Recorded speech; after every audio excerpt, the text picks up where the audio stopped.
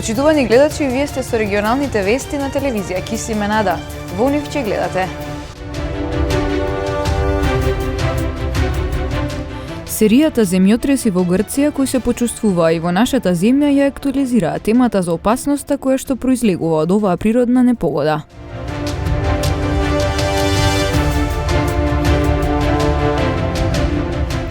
Се зголемува бројката на заразени со коронавирус и со грип во Гостивар.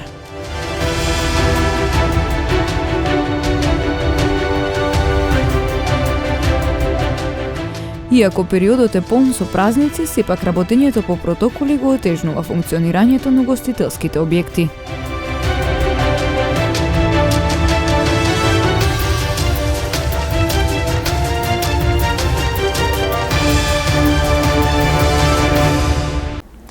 Земјотресите како една од најчестите природни катастрофи повторно ја актуализираа оваа тема кога пред неколку дена земјотрес со јачина од 5,8 степени беше регистриран во Лерин, Грција, почувствувани во повеќе македонски градови. За причините пак и опасностите од земјотресите разговаравме со геолошкиот инженер Усеин Багашов. Силниот земјотрес со јачина од 5,8 степени според европската скала, со епицентар во Лерин, Грција, кој што беше почувствуван и во повеќе градови на територија на Македонија, повторно ја актуализира темата за опасноста која што произлегува од оваа природна непогода. Причините пак за појава на земјотресите и нивниот интензитет зависат од повеќе фактори, сметаат експертите. Не може конкретно да се каже која е најчестата причина за појавување на не само на силни, него и на послабите земјотреси. Можеме слободно да кажеме дека на дневно ниво, во светски рамки, има околу 1000 потреси со магнитуда до 3 степени, кои што ние не ги осеќаме, меѓутоа обсерваториите сеизмолошки тие ги регистрираат. А за да дојде до посилен земјотрес, обично ги имаме тие од 7 до 10 континентални плочи, кај што треба да има подвлекување или надвлекување, или пак да има активирање на некои од регионалните раседи. Значи тогаш доваѓа до посилни земјотреси со магнитуди од 4, 5, 6, 7 степена и поголеми. Автершоковите обично се појавуваат неколку пати, може и еден подлог период после првиот земјотрес. Значи, тоа кога ќе случи првиот земјотрес, значи со едно тресење не се смирува плод, него тоа трае и подлог временски период. Може тоа да биде и неколку часа после првиот земјотрес, а може да биде и неколку денови после првиот земјотрес. Најсвеж пример кај нас во Македонија може да го спомнеме пред неколку години што беше земјотресот во Охрид, кај што тлото не се смируваше и можеби и неколку недели. Со разна јачина околу 3-3,5 степени после првиот земјотрес. На прашањето какво сизмичко подрачје представува територијата на Македонија и дали во блиска иднина постои можност од нов силен земјотрес како тој во далечната 1963 година во Скопје, своја експертиза даде геолошкиот инженер Усеин Багашов. Нашата територија не е многу активна, сеизмички, меѓутоа имаме одредени региони кои што се поактивни и тоа високо активни. Тука слободно може да го спомнеме районот околу Пекчево, районот околу Дебар и Воландовско-Гевгелискиот регион. Нормално и Скопскиот регион, тоа се најтрусни подрачја во Република Северна Македонија. Има ли опасност од појава на екстремно силен земјотрес во блиска иднина, еве да речеме како тој во 63 година кој што го погоди главниот град на Македонија? Обично реонизацијата на Република Северна Македонија е направена баш према овие земјотреси што се има појавено во текот на историјата. Значи, силни земјотреси секој пат ги сметаме тие што се над 6 степени од магнитуда. Тоа, како што ги спомнавме, тоа се овие региони предмалку што ги спомнавме, Скопскиот, Дебарскиот, Пекчевскиот и Воландовско-Гевгелискиот регион. Другите, сите се со послаб интензитет што може да биде меѓу 5 и 6 степени по магнитуда. Меѓу другото, силните потреси може да предизвикаат и сериозни материјални штети, а отпорноста на објектите пред се зависи од начинот на изградба. После катастрофалниот земјотрес од 63 година во Скопје се почна со асеизмичко проектирање и градење не само во Република Северна Македонија, него на територијата на цела бивша Југославија. Значи, од страна на проектирање, сите објекти ги проектираме да може да издржат земјотрес со магнитуда до 9 степени. Ако не се изведени по проектот како што треба, тие секој пат ќе бидат најмногу подлежни и ќе бидат најмногу осетливи на земјотресите. А тоа можеме пластично да го кажеме со она што го правевме пред извесен период со доградби, надградби на постоечките објекти, кај што секој пат овие структури се најподлежни и се најосетливи на сеизмиката, односно на земјотресите. На годишно ниво пак ширум светот се регистрираат околу 13.000 земјотреси со различен интензитет, од кои екстремно силните потреси се јавуваат до 10 пати во текот на една година. Се зголемува бројката на заразени со коронавируси и со грип во Гостивар. Лекарите оценуваат дека во овој налет на ковид позитивните поминуваат со полесни симптоми, а компликациите се поретки. Првиот месец од новата година во Гостивар донесе повеќе работа за лекарите и за аптеките. Меѓу граѓаните се шират коронавирус и сезонски грип. Симптомите се слични, па за да се детектира заразата, неопходно е тестирање. На инфективното одделение во Гостиварската болница во едно деноноќие за амбулантски прегледи се јавуваат до 50 на лица, а хоспитализирани се 4 пациенти позитивни на корона. На инфективното одделение денес се присутни 4 пациенти кои се во релативно добра општа состојба, без оксигенотерапија. Амбулантски е зголемен многу бројот на случаеви, од кои голем дел се и позитивни. Значи, имаме 40 до 50 за едно деноноќие.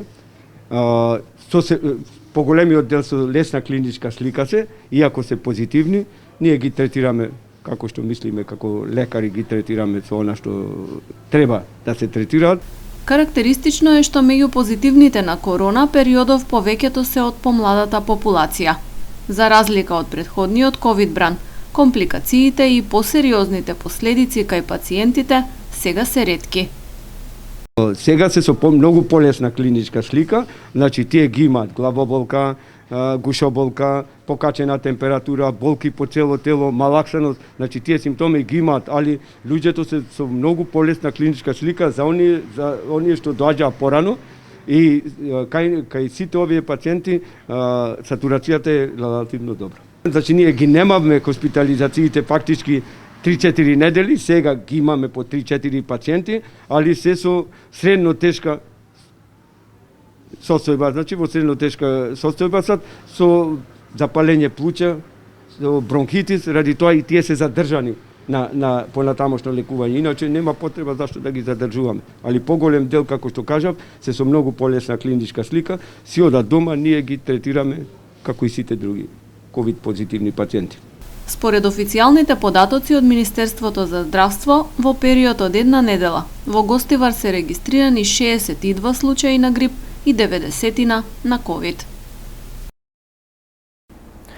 Микробиологот и професор доктор Никола Пановски во интервју за Канал 5 излезе со неколку порадикални предлози за тоа како државата да се справи со новиот бран зараза од COVID-19, кој зафати поголем дел од младата популација во земјава. Но за среќа се покажува дека децата поминуваат со полесни симптоми.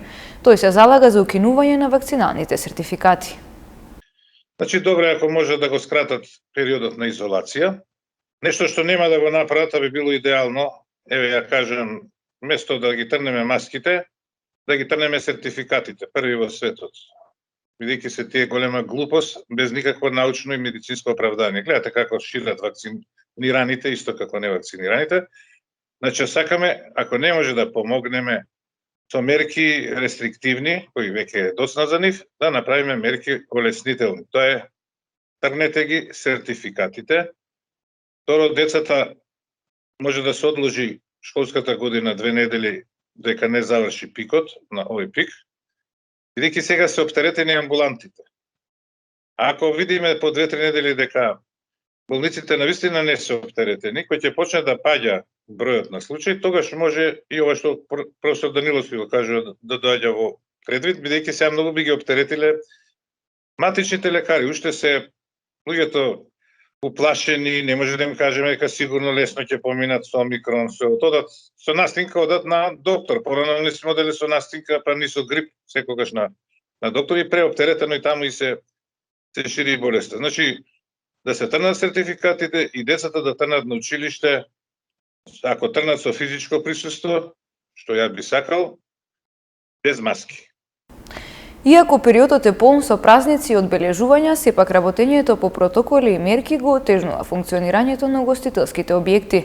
По тешки 2 години загубите се големи, а еднината неизвестна. За да влезете во угостителски објект според законските одредби, обврзани сте да прикажете сертификат за вакцинација. Месец јануари е период полн со празници и одбележувања, кои често граѓаните сакаат да ги поминат во пријатна атмосфера, во ресторан или кафуле. Но протоколите и мерките го отежнуваат целокупното функционирање на угостителските објекти, велат угостителите. Изминаа 2 тешки години, но иднината за жал е неизвестна.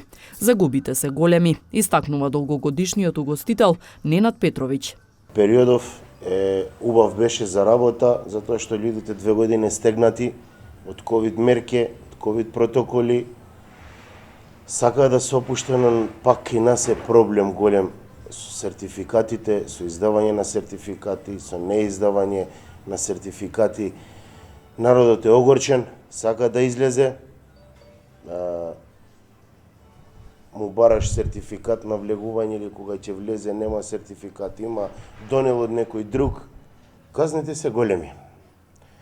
Не се исплачи уопште да се рискира, затоа што прво гледамо дека обичниот народ што доаѓа со сертификат од татко, од чичко, од братучет, од не знам не од кого како. Нормално стана тоа, свегде. Ама не сака да го прифати вината кон себе. 250 евра не сака да плати, а вика, ај ќе седим. Што се деси неколку пута нистето во контроле, што угостителскиот објект на сутие. Зошто? Затоа што тој излажал дека никој не му побарал, уствари му побарале, а он покажал од некој братучет. Тоа директно сме ние удрени. Значи, од една страна, и дали треба да се рискира?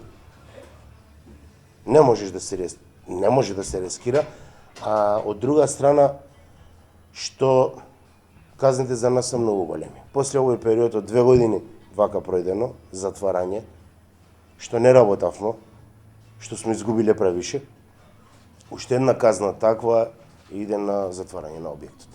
Одреден дел од рестораните ќе го одбележат дочекувањето на православната Нова година и Василица во своите објекти, но сепак тврдат дека и празничниот период не доведува до подобрување на ситуацијата со оглед на тоа дека бројот на гости кои според протоколите имаат можност да го посетат објектот е доста мал. Бројката на вакцинирани луѓе е околу 45 до 50% у државата. Од тие 45-50% са 90% пензионери вакцинирани. Значи, омладината што работа, или тој бизнис сектор, што работа, што има паре, што функционира, не е вакциниран. И како ние да продолжиме да работаме? На кој основ? Тој не е вакциниран и не излага. Ке нас ни е малку покачена деливери, да кажем, обврската, што луѓето не излагаат у ресторани, него наручуваат дома и дома седнува јаде. Ако веќе сака нешто да јаде, доаѓа од работа, не може да постигне да сготви нешто, па да ќе наручам, да ручам дома. Со тоа ништо не правиме ние. Нашиот сектор со тоа ништо не прави. Државата помош као помош излезе дека све што даде назад го зема. Ние не видовме помош ништо. Помош имаше персоналот, што седеше дома, земаше плата. А фирмата као фирма, ресторанот као ресторан, никој немаше помош. 90% од рестораните се под кирија. Кој им исплати кирија на нив од држава? Никој. Кој ги ослободи од плаќање на струја? Никој. Тоа никој не го каже. Има многу голем проблем. Претерано голем проблем. Да се укинат мерките, може би се вратило нешто настан. Затоа што знам дека луѓе сакаат да излезат да ужива. Ипак ресторанот е уживање, не е потреба. Од една страна се вика луксус. Да се опуштиш, да излезеш, да заборавиш на проблемите. и да уживаш. Сакаа луѓе, има голема пречка. Докаде ова ќе тера вака, е голем проблем. Иднината е неизвестна, ситуацијата е тешка, вели Петровиќ. Со оглед на развојот на настаните, оценката е дека предизвикот за надминување на кризата во угостителскиот сектор е навистина тежок, а последиците може да бидат уште посериозни, заклучува тој. Група граѓани со иницијатива за прослава на Василица во Тетово и околните населени места. Утре напладне ќе бидат камбаните во сите цркви, а на верниците ќе им бидат поделени парчиња пита со паричка. Идејата е ваквиот начин на прослава на празникот да стане традиционален. Група граѓани од Тетово, некако вешта жена, значи само сме ние иницијатори на прославување на Василица на еден сосем друг начин, а сето тоа е со благослов на владиката Јосиф, кој е за Тетовско-гостиварската епархија. Значи, во 12 часот, во сите цркви, воедно тука се и Сарачино, Джепчиште, Фалише, Сетоле, Отуње, Једоарце, Речица и нашите 3 православни храмови во Тетово, ќе чукнат камбаните да го најават доаѓањето на православна нова година Василица. Воедно, питите комади што викаме по тетовски, што ќе се најдат во тие храмови, ќе бидат поделени на верниците кои што ќе бидат присутни тука и токму моето јавување тоа кој е слободен во тој период да се најде во црквата каде што му е поблису, каде што ја посетува или сака да ја посети, и на тој што ќе му се падне паричката, фактички таа година ќе биде тој посреќен, повесел, без никакви негови обврски.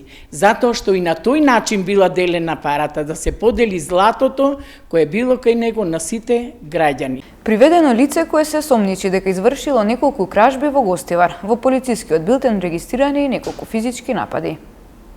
35-годишен гостиварец вчера бил лишен од слобода поради сомнение дека сторил кривични дела тешки кражби, извршени во текот на 2021 година од деловни објекти во Гостивар. При тоа кај него биле пронајдени одземени повеќе предмети кои потекнуваат од кривичните дела, кои ќе им бидат вратени на собствениците. Тој е приведен и задржан во полициска станица и по документирање на случајот против него ќе биде поднесен соодветен поднесок. 44-годишна жена од Тетовска Брвеница вработена во клиничката болница Тетово. Вчера пријавила дека околу 9 часот по претходна расправија физички била нападната од тетовец, исто така вработен во болницата. Се преземаат мерки за целосно расчистување на случајот.